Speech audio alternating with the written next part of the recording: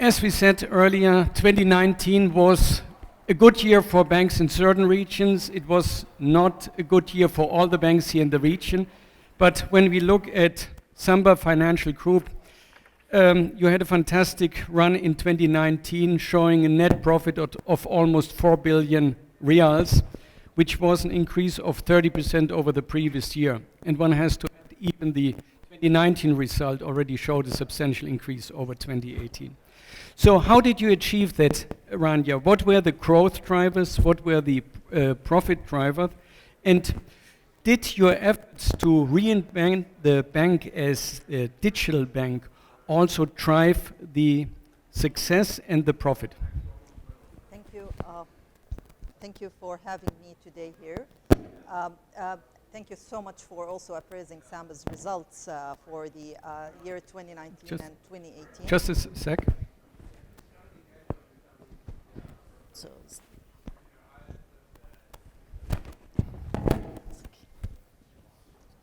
thank you so much for having me today. 2019 was a remarkable year for Samba and also 2018. And I'm happy to say that this is like, the highest profits that the bank has made in its history. And I'm proud to be, leading this success for Samba. What has happened over the last 2 years is we started to have our transformation program internally, where we're going to accelerate the growth and do more of what we are good at, as well as opening more revenue streams for the bank. So there were segments that we have not been tapping earlier and that we started to tap into, like the mortgage as well as the SMEs sector. For instance, in 2019, we actually have booked mortgages 10 times than what we have done in 2018. And this is actually, and the main driver for this is the Vision 2030 and the government ambitious to have 70% of Saudis owns their households by 2030. And this was supported by the government programs, as the Ministry of Housing and the REDF is the key drivers for this, and we're partnering with them. So this was like the key driver for growth for majority of Saudi banks, including Samba. The same thing we have expanded in the SME sector as well by having our agreements with the Kafala, which is the guaranteed program by the government, and this helps us in expanding in the SME sector. The SME sector yet, it's promising, but yet it's on its baby steps. And that's why if we see in the balance sheets of Saudi Bank, the funding of the private sectors towards SME is only 7%. If we compare it to the Asia Pacific, where it's 17%, we see that there's really a potential for growth in that sector. And I believe Samba and all Saudi banks are getting into that route. The other thing is the digitization.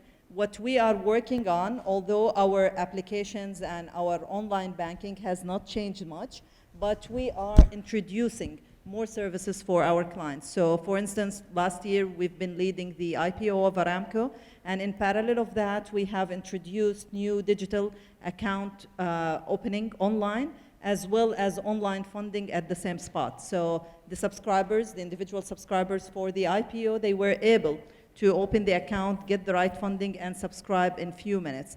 But what we are working on is basically preparing our infrastructure for the next level of digitization, where we are digitizing our back-end processes to help us in doing better decision making across all the levels, create more business intelligence report that supports our decision-making process. So these were the key drivers, in addition to the investment banking and treasury, where we have launched our US dollar bond. We have raised $1.5 billion out of the $500 billion that we are planning to do in the coming few years.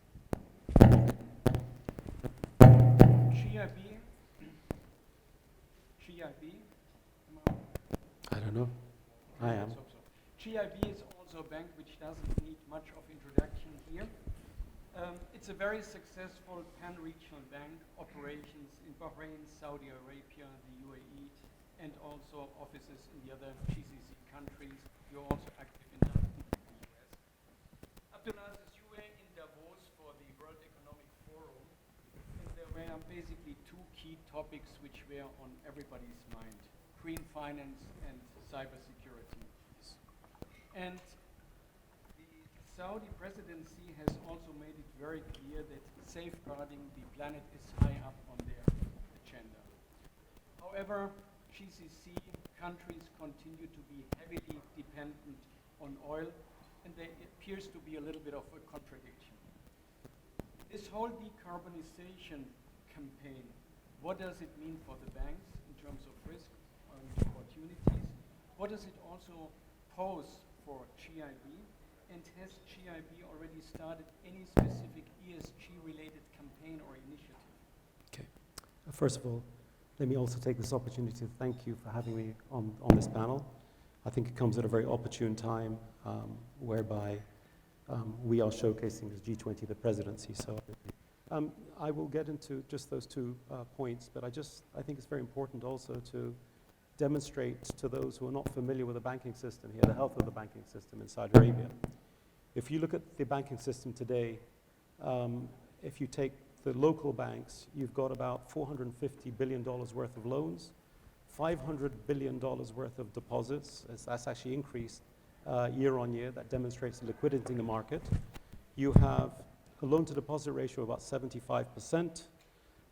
Capital adequacy is one of the healthiest globally. It's over just under 20%, 19.5%. And the return on equity, given some of the challenges that the region has had, especially Saudi Arabia, it's about 12.5%. It's down from about 15%, but that's not to say that things are not going to improve going forward. Now, going back to the meetings in Davos, I mean, very clearly, cybersecurity was extremely important, and it is an issue I'll touch upon, but most importantly, it was all about ESG. I'm no expert in ESG, but when you sit in meetings with very high-profile chairmen and CEOs, plus those sitting talking about renewables, it was all about how can we reduce carbon emissions globally. What role do asset managers have to do? What role does banks have to do? To the point that one of the, I think it was one European bank, they talked about color coding borrowers, meaning that if you are not as green as you should be, then we're going to allocate capital or risk-weighted assets towards that particular client. And with that, we're going to price it up. I'm not sure if that's premature, but I think really if a bank is going to do that, I think always the first move at this would probably be a disadvantage, but it's also sending a strong message to the market that they're doing the right thing for carbon emissions. On asset management, now, I think there seems to be a trend that now investors are looking to actually invest, and I'll give you a real-life example. Look, they're looking to invest in, carbon-friendly investments. I'll give you a very good example. About 2 or 3 weeks ago, the Tesla stock, Tesla went up from about $500. It went all the way up to $900. And this was at the end of January because a lot of the asset managers were moving from not so much, carbon emission friendly into more carbon emission friendly. So they were reallocating a lot of their funds into companies like Tesla. So that kind of gives you an idea of where it's going. Another example in Saudi Arabia, it's an analogy more than an example, but if you take what happens with Saudi companies that are privately held, and then they become public, they list. They tend to change their borrowings from being conventional to Islamic. And the reason why they're doing that is because they want to attract a wider investor audience, quite simply. So I think this is what's happening now, whether it's genuine, but they definitely want to see that their investments are going to the right place.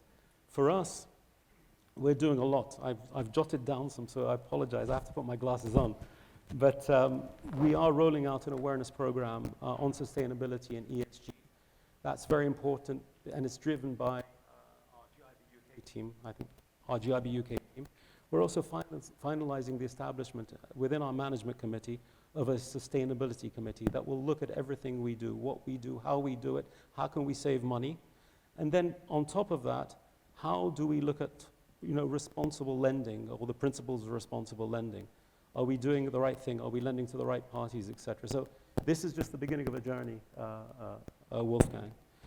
I wanted to go back as well to what Rania said. And first of all, one should be very proud that we have wonderful professional women who actually run very large banks, and I think it's an attribute. I mean it. But one area of concern, I'm not going to I'm not going to oversay this, but we've seen year on year in the Saudi market, there was a lot of catch-up in terms of the mortgage finance. Today, mortgage finance, the total, if you took SAMA's reports, converted into dollars, is about $46.5 billion are actually attributed to mortgage finance. In 1 year, last year it was up 172%. So we need to, as banks, we need to be very responsible, and we don't want to go subprime, or we don't want to lend to the wrong parties just for the sake of growing, because the key engine of growth during very difficult times was what the Minister of Housing, what SAMA has done in terms of trying to, meet the demand of the young person who wants to buy houses, or the families who live in, with their parents who want to convert. But we just have to be very responsible. 170% growth is quite alarming as opposed to anything. Cybersecurity. Just a few words on cybersecurity too.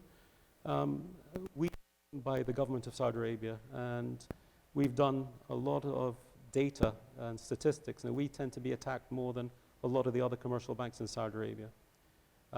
We do have a robust framework, but even if you take Saudi Arabia, SAMA has actually established what they call a cyber security, or a SAMA cybersecurity framework, and they established that in 2017. On top of that, there's a National Cybersecurity Authority that was established in 2018, which emphasizes the importance, the absolute importance of what's being hitting us, and we get hit from everywhere, not just the bank, the government, etc. And so we reflect that. We are, as Saudi Arabia, we were rated through this global cybersecurity index, we are rated 13 among 193 countries. And Saudi Arabia was rated number 1 among the Middle East, or the Arab countries. But the GCC countries are all right up there. They are seen as, the high commitment and medium commitment across the board. I tell you, the consultants are actually making a lot of money, with all due respect. For us, we have this, what you call a FICO score. And this is done by Gartner. We were rated 3+ as GIB. The industry average is 3-. We scored, I think, 776 out of 850. So we are investing a lot of money. We're investing a lot in the platform and the people and the technology to make sure that we can protect the reputation of the bank through cybersecurity. Thank you.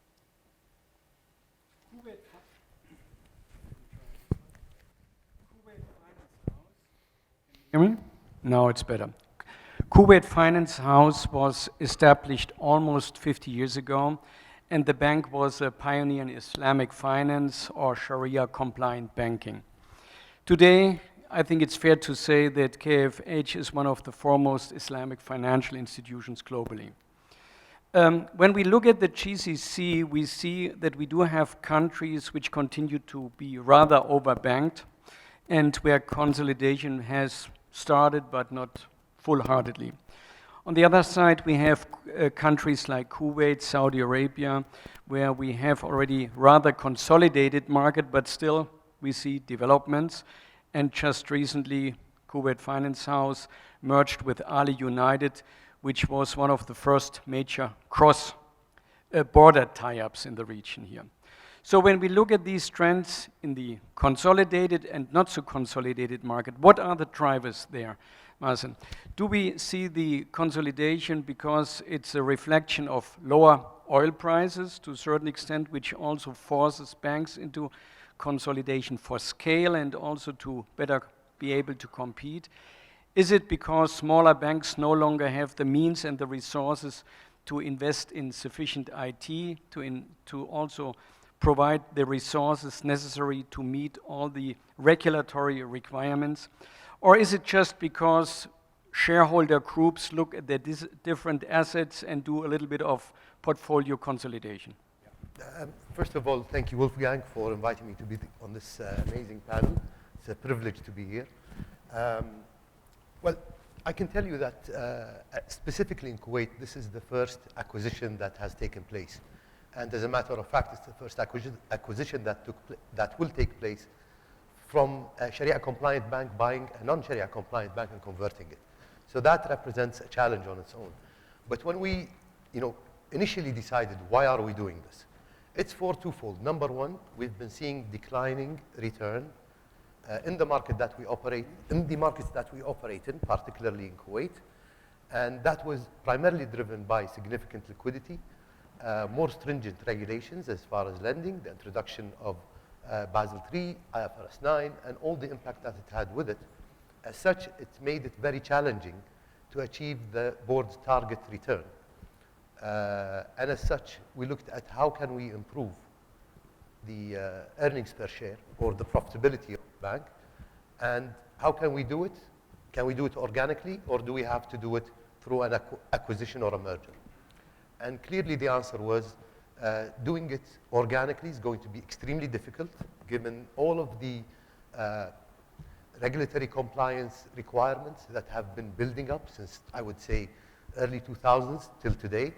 It is becoming very punitive for banks to operate the way it used to operate in the past. Capital adequacy requirements are higher.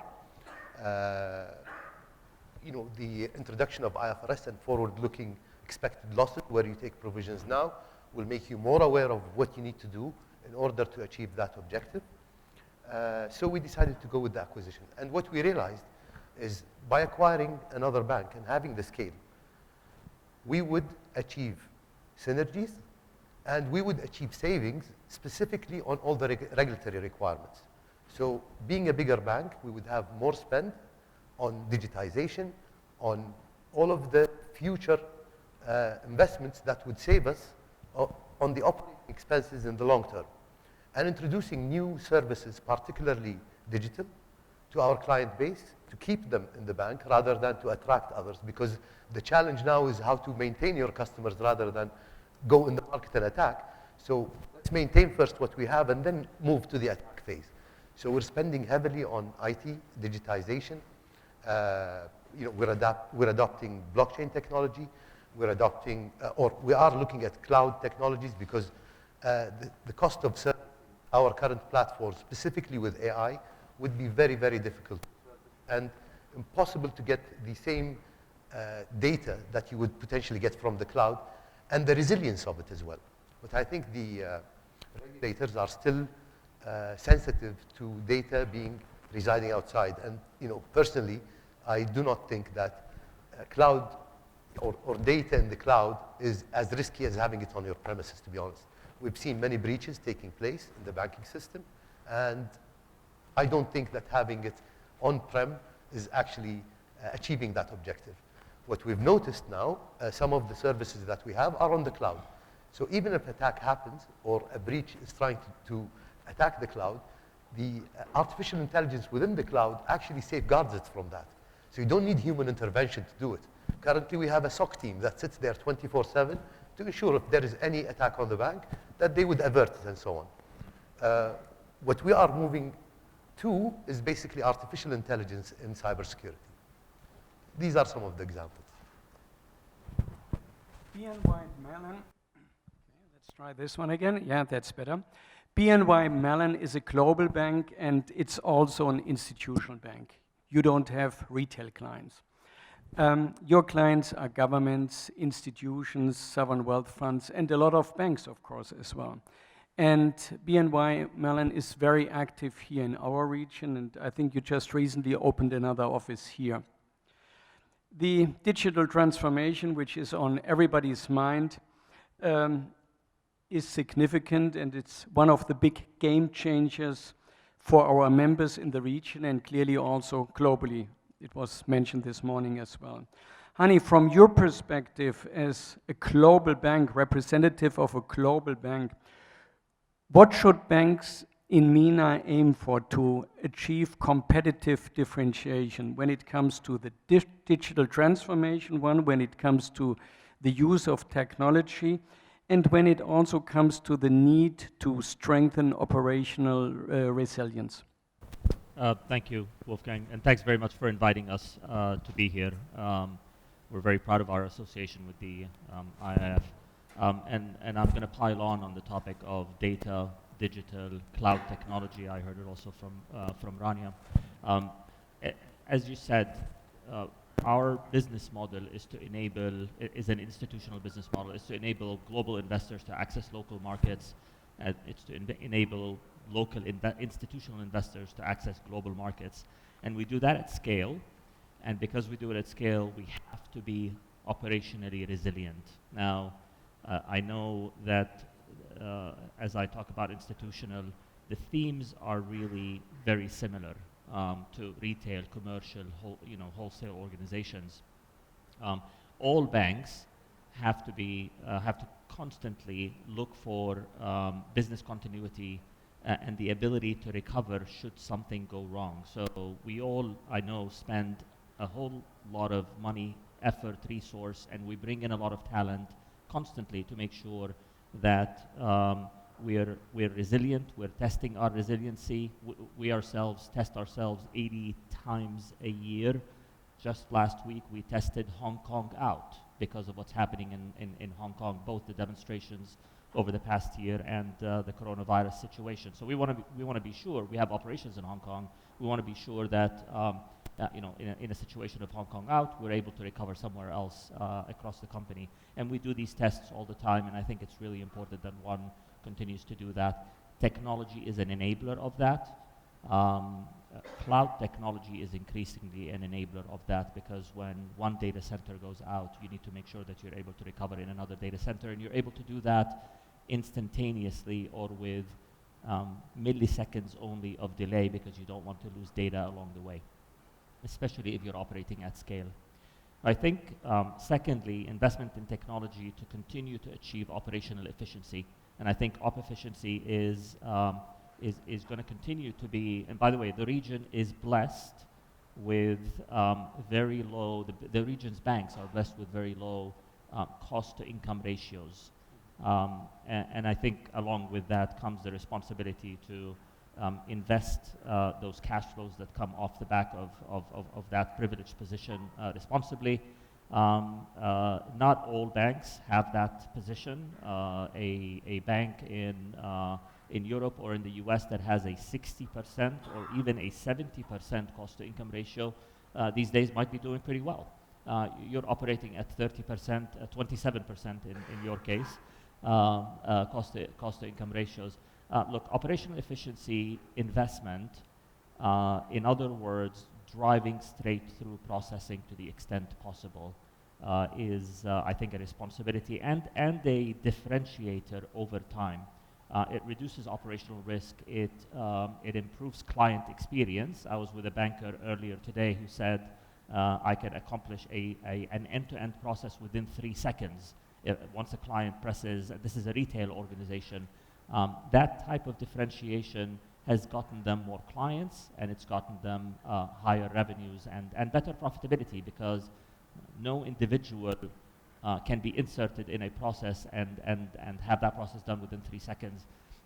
So it gets done faster, it improves client experience, it reduces operational efficiency, and it drives data and enablement. So the third area of, I think, differentiation has to be data. We have to all constantly be able to provide clients, or strive to provide clients, with data near real time. A lot of us, certainly in my business, we used to provide a lot of operational support services. Some of that was manual, and the more manual, the less data that you're able to push through that is useful for clients. You might provide dashboards at the end of a day or at the end of a week, and that information might be used for operational oversight reasons. Increasingly, as we all use available technology and data becomes more useful, more real time, that data becomes useful for investors to make better informed investment decisions, marketing and distribution professionals to make better informed targeted distribution decisions, certainly operations people to make better informed operations decisions, and so on and so forth. So to me, continuing to throw more of one's budget towards technology, digital and data enablement has got to be a number one priority. It certainly is for us.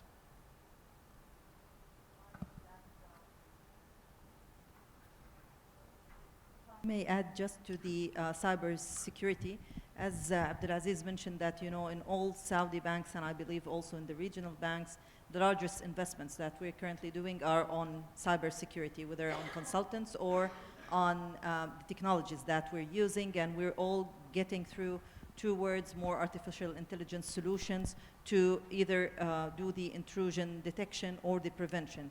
However, we're still running the risk of the social engineering, because still until today, no matter what the awareness campaigns that we are doing, clients yet are being victims of social engineering schemes, that they're sharing their passwords. Not only that, we've seen it a lot in the small business where the clients who are using data aggregators. So data aggregators are becoming more and more risky for banks, that the clients are sharing the information, they're sharing their user IDs and passwords, and then they become victims of those schemes, and this actually affects the banks negatively.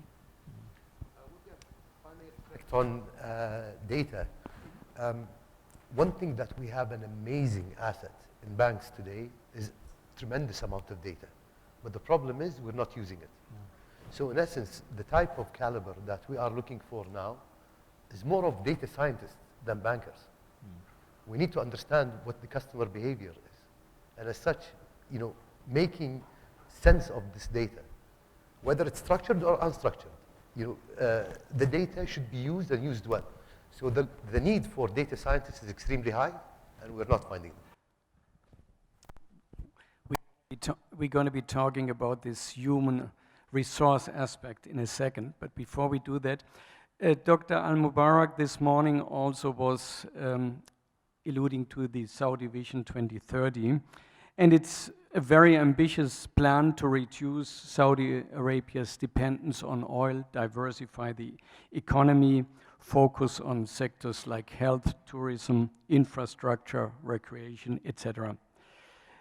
The goals include reinforcing the investment activities, the investment climate, and of course also increasing non-oil trade between the countries.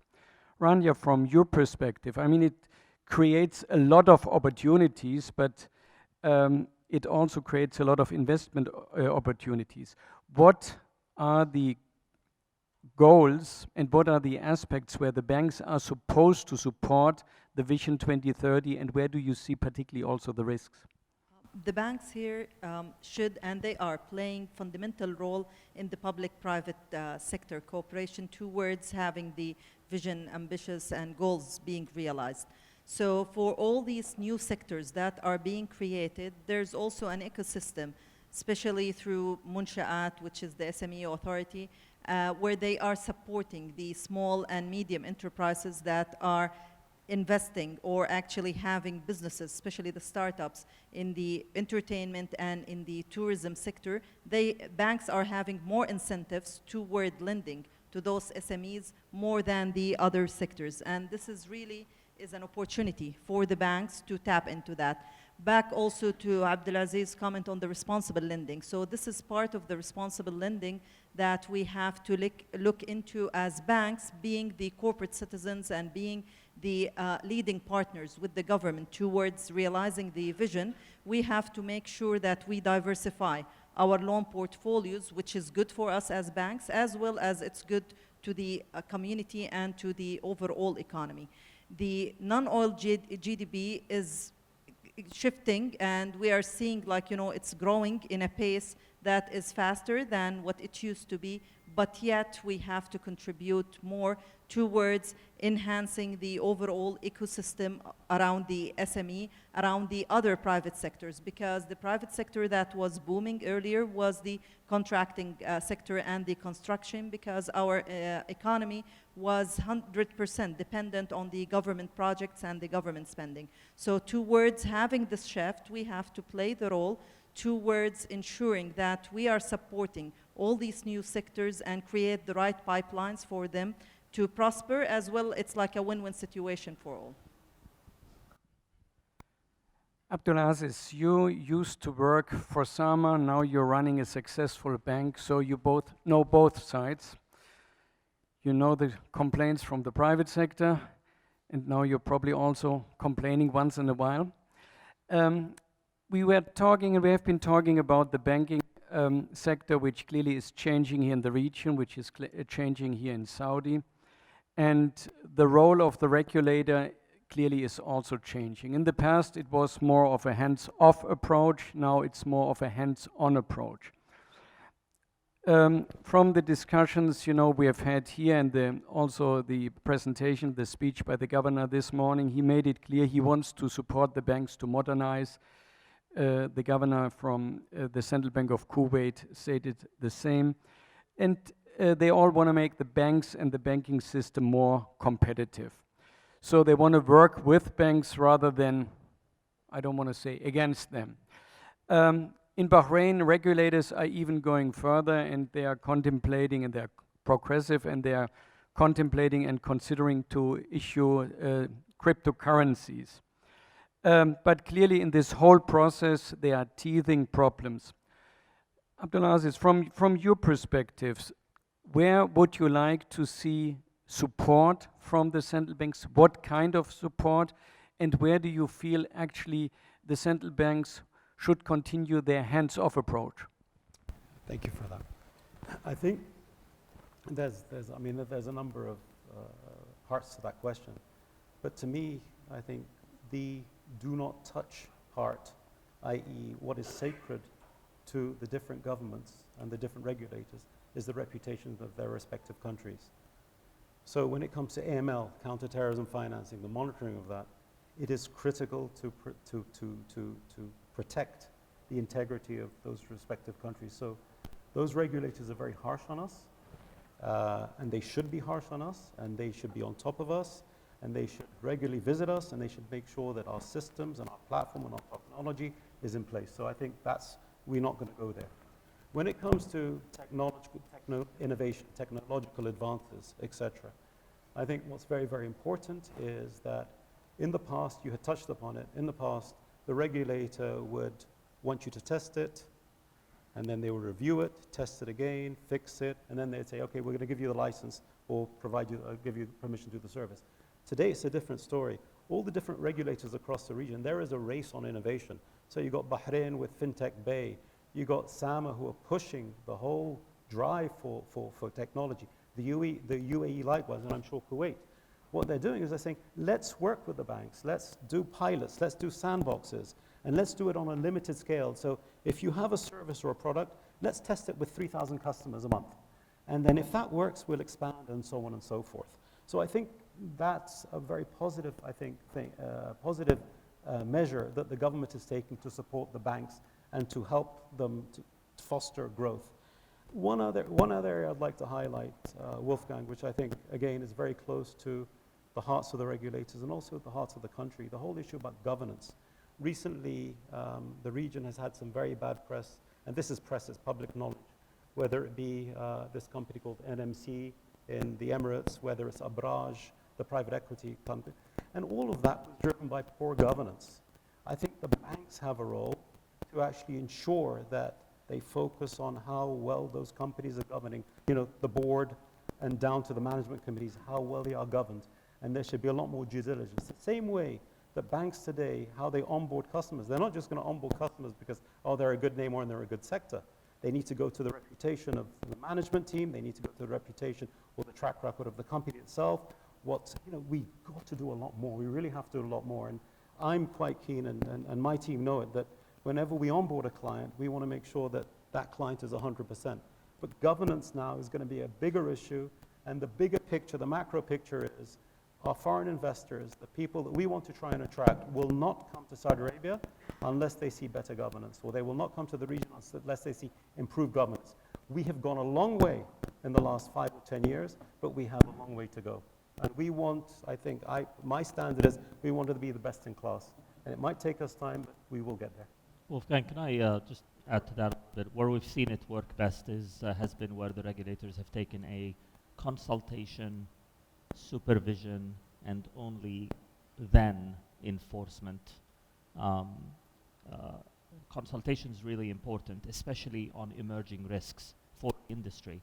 And the very capable regulators will go out with their consultation papers, invite both supervised regulated firms and open it up to others, and try to get as much of an engagement with industry as possible before regulation becomes enforced. And then supervision, the consistency of the supervisory approach, the supervisors themselves learning deeply and broadly about every company bank that they are regulating, supervising, and having an opportunity to engage in an open, transparent, trusting relationship before any file eventually gets to enforcement. And yes, unfortunately, sometimes we need enforcement, but it shouldn't be anywhere near first, second, or third. I think from a approach or a modus operandi by the regulator, specifically in Kuwait, back to Abdulaziz's point, what we've witnessed specifically over the last year or so, more proactiveness by the central bank to understand what our strategies are, specifically on the technology side. They would like to know over the next 5 years, what are the drivers for the banking system, so they are prepared. They have a sandbox in place. You know, fintechs and other banks that are trying new technologies, as Abdulaziz just said earlier, are being tested out. So the approach by the central bank is becoming more proactive rather than reactive. This is something that I think is very positive. And the other thing that I noticed, which is transparency, where in the past you'd had opaqueness, banks would approach the central bank for launching a product or getting a service or whatever. Now we're seeing the regulator coming and asking, what are you doing? So I am prepared when you have that product to launch or this technology, so I am prepared for it whenever it comes. We mentioned it earlier, we heard it this morning. The Saudi G20 presidency has also put ESG, sustainable development, sustainable finance, high on their priority list. At the same time, we are seeing globally a move away from conventional energy sources. We are seeing countries also trying to improve energy efficiency. So question for you, Mazen. From our perspective here, we are seeing that the commodity, one of our key commodities here, oil, which is clearly very, very important for us economically, is becoming less and less valuable. The pressures on the budgets in the region are also increasing. So from your perspective, what does it mean? Is it fair to say that this campaign or this move, GCC becoming green, actually is a major risk?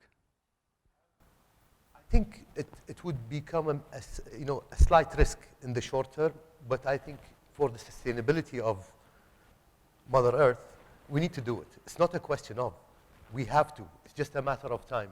So should we wait until the disaster becomes worse, or should we try to prevent it from now? On renewables, we'll take KFH's example. We operate in Turkey, and there is a lot of renewable energy projects, and we finance a good portion of them. So we have a direction to move towards green financing or renewable energy. Unfortunately, we do not have projects locally in Kuwait specifically, that have been tendered, at least in green. We have a solar farm project that is currently being tendered. If that goes through, we're definitely one of the major financiers for this project. So personally, I don't think that it would pose a risk, because the world ultimately is driving demand. So if the world shifts to renewables, it becomes useless as far as we're concerned in terms of hydrocarbons. Hani, one question for you. BNY Mellon is very actively using scenario-based planning and risk management modeling to look at risks, to look at future risk. And the question you are basically focusing on, what kind of risk could we be facing tomorrow? Could it be a large counterparty default happening at the same time with the cybersecurity incident, these kind of things? So from your perspective as a global institutional bank which has counterparty risks globally, what would be your recommendation? What would be your advice for banks here in MENA? what kind of risk should they most be concerned about? Is it strategic risk, question you were alluding to? Is it more the cyber risk side? Is it the fintech side, or is it still the regulatory side, the regulatory risk side? All the ones you mentioned are actually in our top 10 risks. I think it really depends on the business model, first of all. In our case, we track our top 10 risks. We then combine them and run scenario-based analyses, tabletop exercises. Sometimes we'll invite our clients to those tabletop exercises because we want to see how we might work with them in a scenario that might occur. And many times we invite our regulators, and sometimes it's the global regulators, all of our lead regulators and both home and host regulators in different markets. I'm hard-pressed to say what is the top risk at any point in time. We definitely look at cyber risk, and again, my fellow panelists have discussed cyber in their comments. We choose to, again, from a detective and preventative perspective, give a lot of visibility internally to the tools that we have developed to monitor our cyber risks. We see where cyber attacks might be coming on at any point in time. But we also, to the point that was made earlier around the risk of internal data loss or data manipulation, we also put a lot of internal breadcrumbs, which is a technical term to describe how we might find somebody having triggered something that they had no business triggering and asking the right questions when that happens. To your point around scenario-based analysis, the other thing that we try to do is not just test these risks independently of each other, but combine them and make an assumption that there is a large counterparty risk situation, a default by a large bank somewhere around the world, coupled with a cyber incident at the same time, coupled with the loss of some operational data in a third location. What would we do if that were to happen? And we assess the impact of something like that, not just on our capital and liquidity over a number of days. We actually run these tabletop exercises sometimes over a 3 or 4 day period. But we also discuss recovery options. And then finally, and this is a requirement by the regulators in a number of places that we operate, we will actually do a reverse stress test situation where we're actually breaking the bank. We're actually coming up with the situations that could happen in tandem, combined, that would actually result in our having to trigger recovery of the company and maybe resolution of the company. And what would we do then? And what are the phone calls that need to be made? Who are the people that need to come together? How do we inform the regulators, the clients, etc.? So it's quite an engaged, involved exercise done multiple times a year. And I think getting ready for the unknown is a very difficult thing to do. How do you know what is unknown? But if you try to test as many situations, scenarios as possible, especially drawing on your own emerging risks, I think you'd be better prepared for the unknown. My last question goes to Rania. We are also coming to the end of our session. The region is changing, the country is changing, the industry is changing. There's clearly a search for talent going on, and I think here in the region it's fair to say it's a war for talent. How do we best handle that? How do we identify the future leaders? How do we train them? What is our role as the private sector? How should we be working hand in hand with the government? If you could give us a short answer, please. I believe that we have to have kind of disruptive culture and the way we think of our talents. As everyone knows that all the studies shows that majority of the jobs that are currently being handled by women or by some of the clerical staff and others will be all automated, and that's why we have to really work on reskilling and upskilling our talents. Now it's, as you said, that it's a war on talent, so we have to find all the ways and means to identify the right talent and to retain them.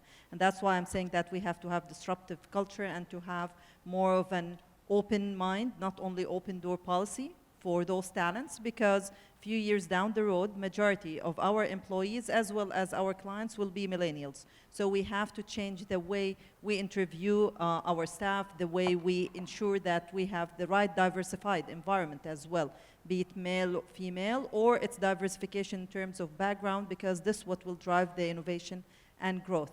And for instance, as an example, we used to, 5 years ago, when you go through a CV of someone who works every year in a company, then you just turned it down because you believe that this person is not stable person. However, when you sit with the millennials and you ask them why you jump from a company to another, then their answer always that we're looking for a company with a purpose. We're looking for a company with the right leadership.